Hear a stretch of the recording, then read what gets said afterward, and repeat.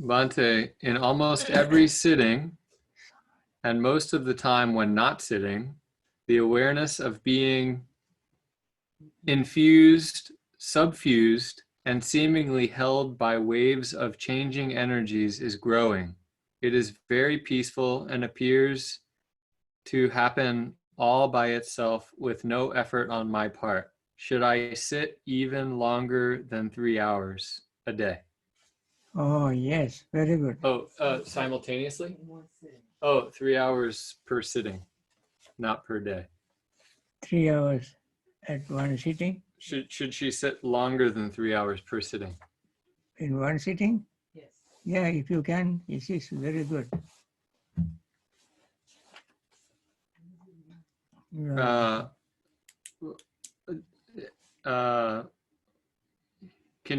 Could you help her to make sense of this experience? I'll read it again.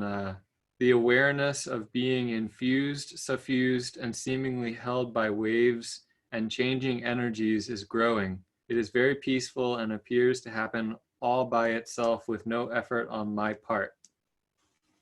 Self, what is? Infused and suffused. So sort of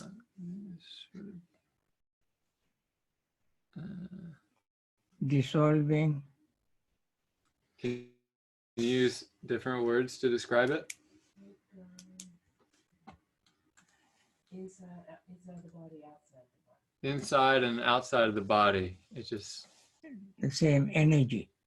feels like changing energy. Changing energy, like vibrations. Yes. Like vibrations, yes. Oh, yes, that's a good thing. That is actually how it is. Always pulsating, vibrating, Yes. and movement.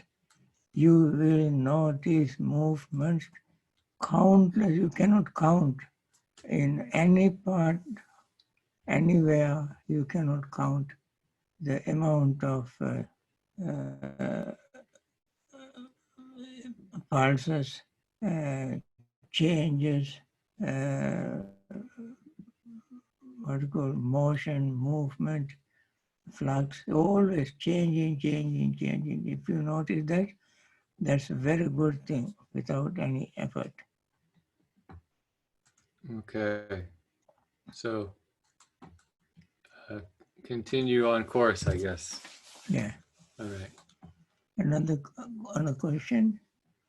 Can a householder attain arhatship and continue living as a householder after attaining arhatship? No. A householder can attain arhathood, and after that he does not want to live in a house with lay people. It is impossible for him to live with lay people after attaining arhathood. So he will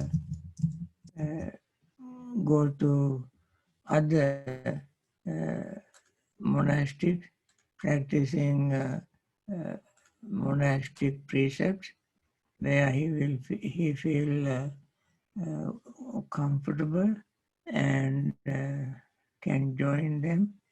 So he want to stay. He or she want to stay home. He or she wants to go to a monastery. Okay.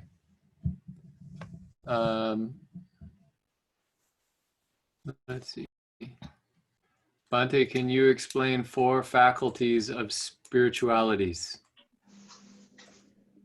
Can you decipher what the person is saying here?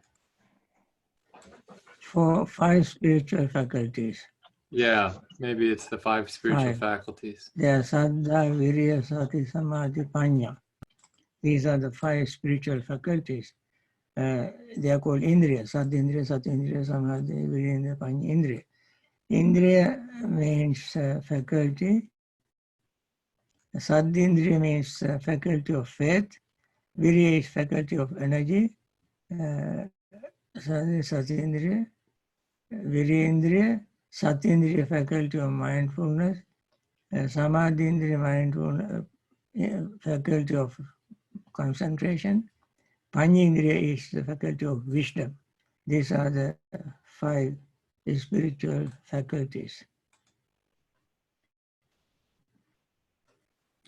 Okay. Mangala.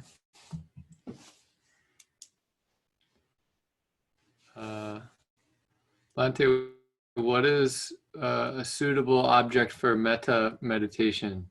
Radiate one at the time or to many? What is Bhante's advice?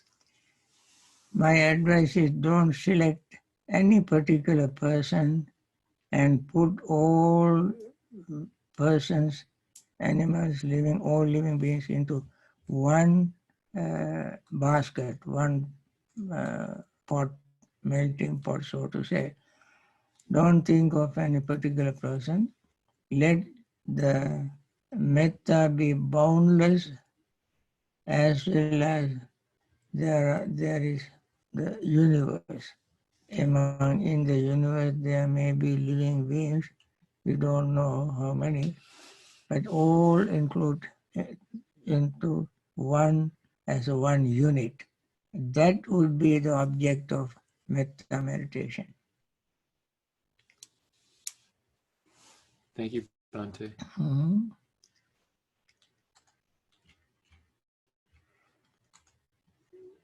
Any other questions from the crowd tonight?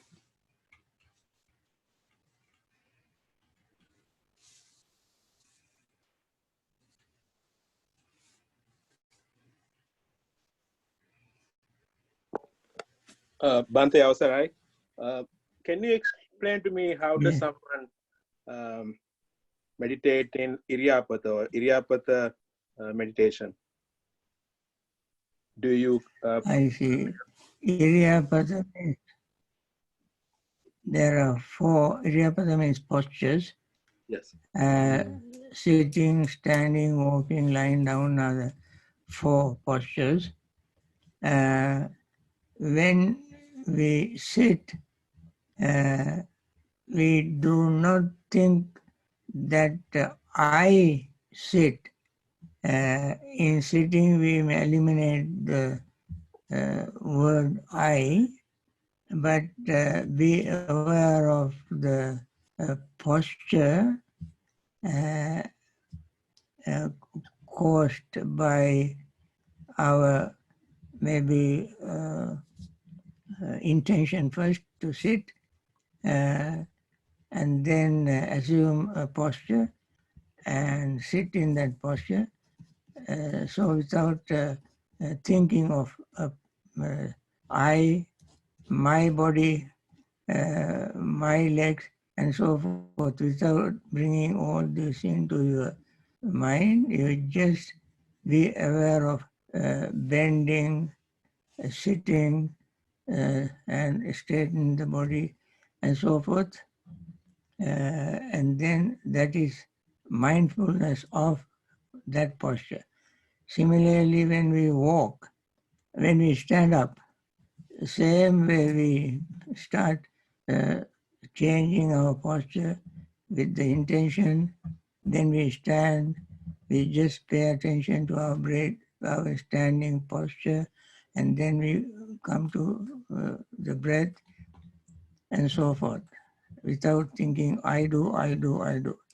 Similarly, in walking, when we walk, we take breath, we lift the heel of one foot and move feet forward and bring it down and press against the floor. When that foot is settled, the next foot you lift, carry forward, bring down and let it settle. And so forth. You just notice the movement, the motion, activities, rather than I walk, I lift, and so forth. And then lying down, the same way, you become aware of the posture you are lying down, the way you do, your intention, and slowly bringing your head down, stretching your legs. All these activities should be noticed, and see all these activities are changing. And then you return to your breath. In lying down posture, for some people it works very well, but at the same time there is a danger of falling asleep. If somebody has a lot of aches and pains in sitting, and for some reason or other, the person may not be able to sit and meditate without experiencing agonizing pain. So that person can lie down. In that posture, the person feels comfortable and can stay much longer, and eventually the person may fall asleep. Even if the person falls asleep, one simply pay attention to the movement that takes place, especially like breathing. And in all these cases, all these postures, we become aware of the movement, activities, intention, and so forth, instead of using I do this, I do this, I do that. Thank you, Bhante.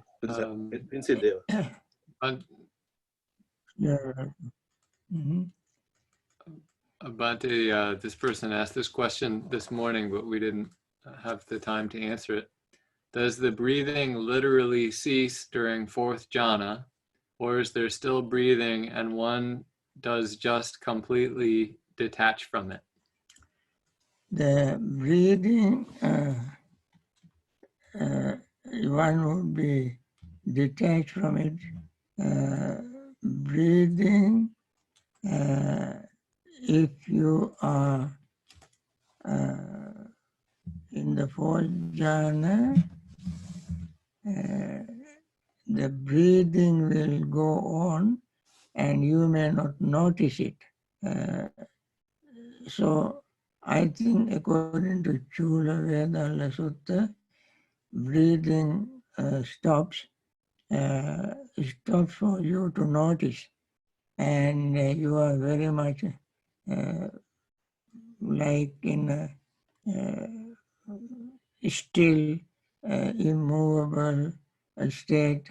You even don't need too much breathing exercises, but since air is around you, it simply is there and your deliberate breathing will stop. Okay, it's time. Okay. Now we start our practice again. You may ask more questions and I try to answer them at the end of this sitting meditation practice. Once again, let us focus our mind on Metta practice, and I recite, you listen, and those who have memorized can join me. Others just listen. May all beings be happy and secure. May all beings have happy minds. Whatever living beings there may be, without exception, weak or strong, long, large, medium, short, subtle or gross, visible or invisible, living near or far, born or coming to birth, may all beings have happy minds. Let no one deceive another, nor despise anyone anywhere, neither from anger nor ill will should anyone wish harm to another. As a mother would risk her own life to protect her only child, even so towards all living beings, one should cultivate a boundless heart. One should cultivate for all the world a heart of boundless loving friendliness, above, below, and all around, unobstructed, without hatred or resentment, whether standing, walking, sitting, lying down, or whenever awake. One should develop this mindfulness. This is called divinely dwelling here, not falling into erroneous views, but virtuous and endowed with vision, removing desire for sensual pleasures, one comes never again to birth in the womb. With this very wonderful metta taught in our mind at the base or foundation of this practice, we want to pay attention to our breathing. As we breathe in, these are the instructions I repeat every session, and because this is what we have to do, and therefore don't be disappointed or be tired or bored, just practice. As we breathe in, we notice inhaling. When the lungs are full, inhaling cuts off, and after a very brief pause, exhaling begins. When the exhaling ends, there is a pause, and then inhaling begins. Noticing these pauses, inhaling and exhaling, breathe in and breathe out. Then you certainly feel the breath, and then you perceive the breath mentally, and then you pay attention to the breath. Then you are fully conscious of the breath. These are the simplest way of describing the 5 aggregates: form, the breath, feeling, perceptions, thoughts, and consciousness. And then as we notice them, just as breath changes, moves in and out, our feeling changes, our perception changes, our attention changes, our consciousness changes. Feeling of inhaling disappears when we have exhaling, and new feeling arises.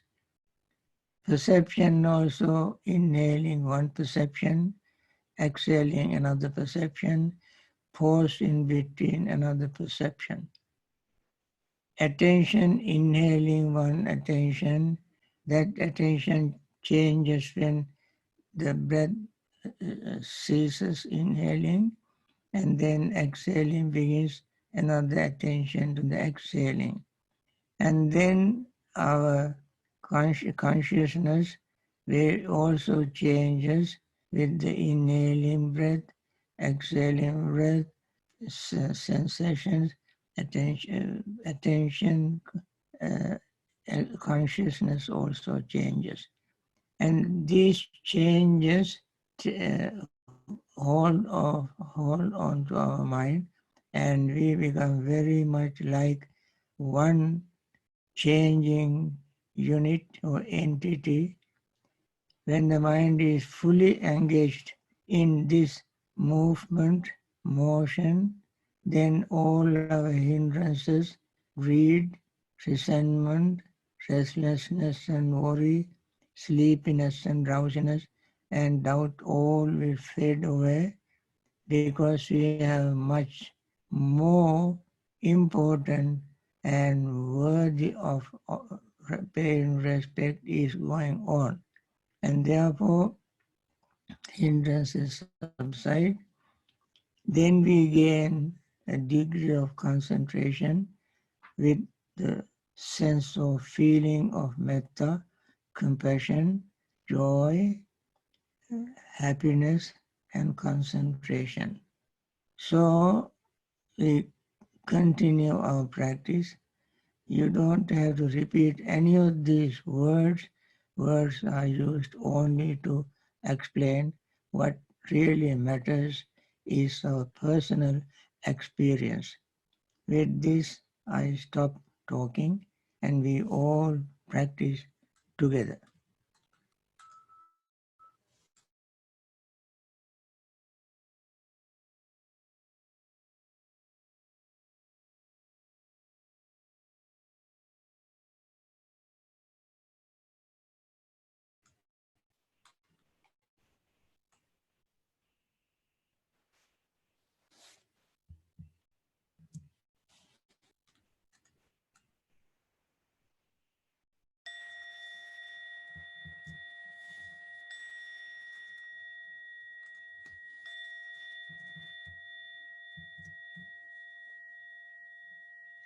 Dukkha pattaca nidukkha, bhaya pattaca nibhaya, soka pattaca nisoka, hontu sabbe pipanino.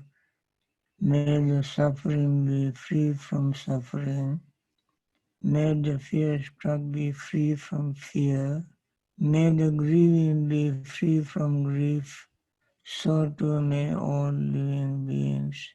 Friends, this is our very sincere, earnest wish that all living beings, especially those who are the victims of COVID-19, and all their relatives, friends who all are in pain and suffering. We want to wish them to be well, happy and peaceful. All those medical professionals with very wonderful, most compassionate attitude dedicate their life many hours a day. Some work round the clock in some places to help these people, risking their own lives. And I heard some medical professional people also get this virus purely because when they were trying to help others. And we want them and all their relatives, friends, be free from pain and suffering and recover from any disease they have. And with these wonderful metta thoughts, we all together, whether we are meditating or not, whether they hear these words or not, let us all wish as one family, one unit for peace and happiness. We all say, may they be well, happy and peaceful. Now we have another session of answering questions.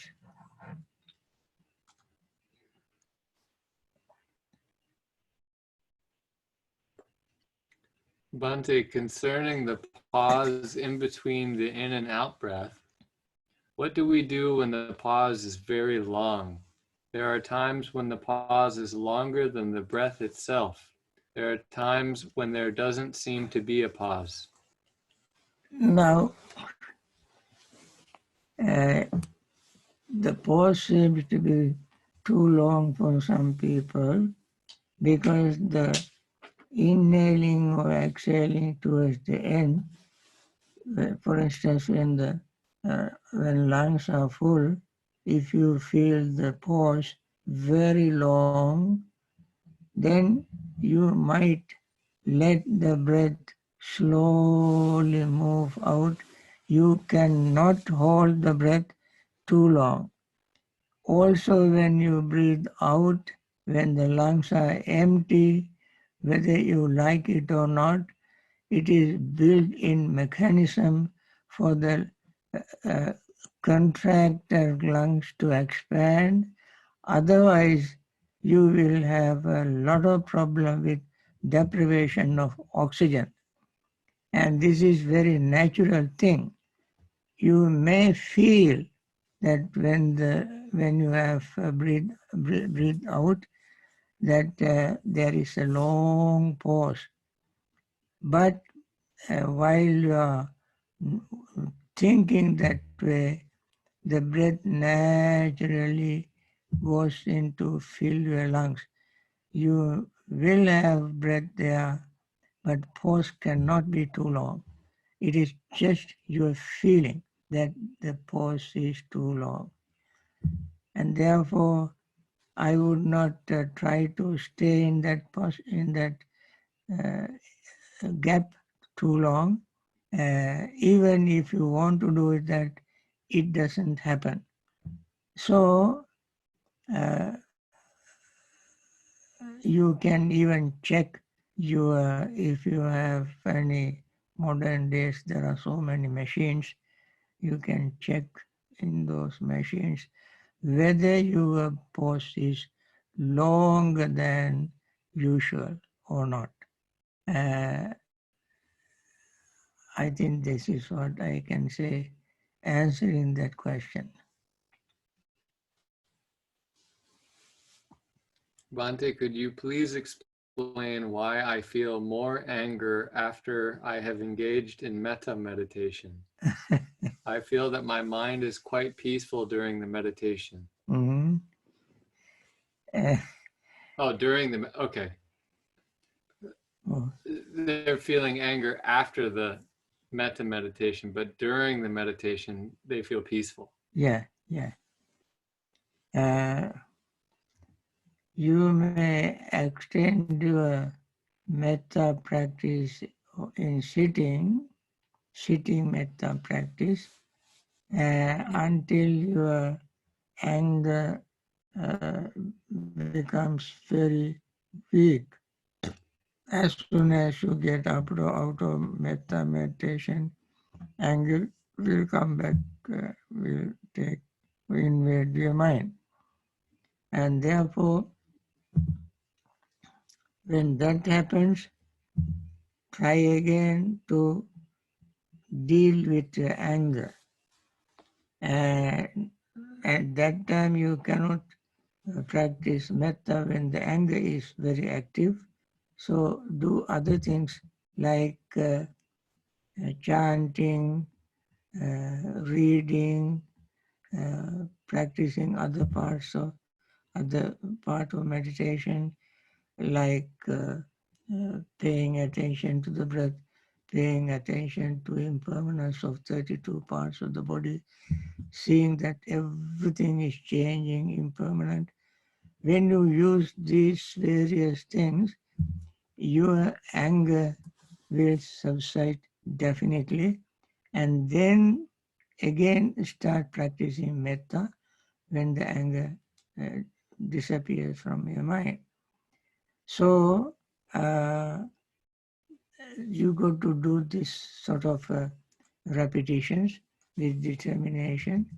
Always see when anger arises, pain arises. There is the dependent origination formula. When anger arises, pain arises. When anger disappears, pain disappears. As anger is arising, pain is arising. As anger is disappearing, pain also is disappearing. You can see this combination. Always this is how it happens. So try to see how anger arises and pain arises with the anger. When anger subsides, pain also subsides at the same time. This way you can deal with anger and then practice metta. When you practice metta, definitely as you mentioned, anger fades away. Anger cannot stay with metta. These two don't go together. Another? Bhante, when using the breath as the meditation object, when my mind wanders around, and as soon as I realize I get it back to the present moment by trying to note the breath again. When I am back at the present moment, I observe feelings from other senses as well, knowing that I am still in the present moment. Is this a hindrance to my concentration development? No, that is not a hindrance. If you have other sensation while you are paying attention to the breath, and the feeling of breath will become less conspicuous, and the other feeling may be more noticeable. And whatever is more noticeable, mind goes there and you pay attention to that. It is the same feeling in aggregate, whether the feeling arises in the breath or some other place, that is just a feeling. So it doesn't matter where it arises, pay attention to it. That is your present moment experience. So mind coming to the present moment doesn't mean only coming to the breath, but whatever is happening in the present moment, which is noticeable, mind comes there, stays there, and moves along with that, and that is the time. That is what we call present moment. Something happening in the present moment. Breath is happening in the present moment. Some feeling of the breath or feeling in other places happening in the present moment. We become aware or mindful of what is happening in the present moment. The feeling can arise any part of your body, and that feeling takes your mind away from the breath. It's okay. You just be aware of it. Be aware of the feelings changing. Just like you become aware of the changing of breath. That means you become aware of impermanence.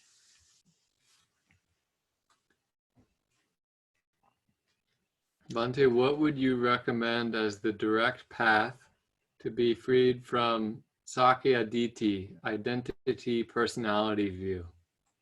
Direct path to personality view is again impermanence. Impermanence, when you see everything is impermanent, notion of permanent self also will disappear. And that is what I mentioned even yesterday and mentioned as Khemaka Sutras as an example. When Venerable Khemaka was paying attention to the to his notion of self, he saw it changing, impermanent. He compares it to a perfume casket where laundry is put. You put your laundry when it comes from the laundryman, you put it into that perfume chest, and later on that the detergent smell also will disappear. So the perfumes chest is simile for disappearing or impermanent nature of our experience, our life, everything that we experience in our life. So that means asmimana, the I consciousness, I conceit will vanish only when you see impermanence very, very clearly. That's the direct path of overcoming notion of self.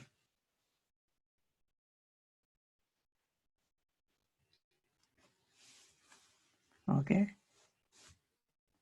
Bhante, in Trilaksha, there is dukkha, there is nothingness. As I understand, the first noble truth is also dukkha. Can you explain the difference in these two dukkhas? Anicca, dukkha, anatta is the three characteristics of existence. That dukkha is no more different from dukkha in the Noble Four Noble Truths.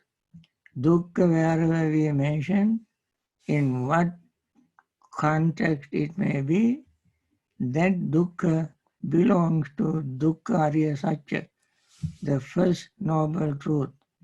Yes.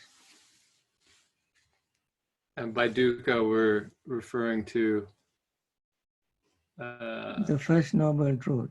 Suffering, Suffering. misery.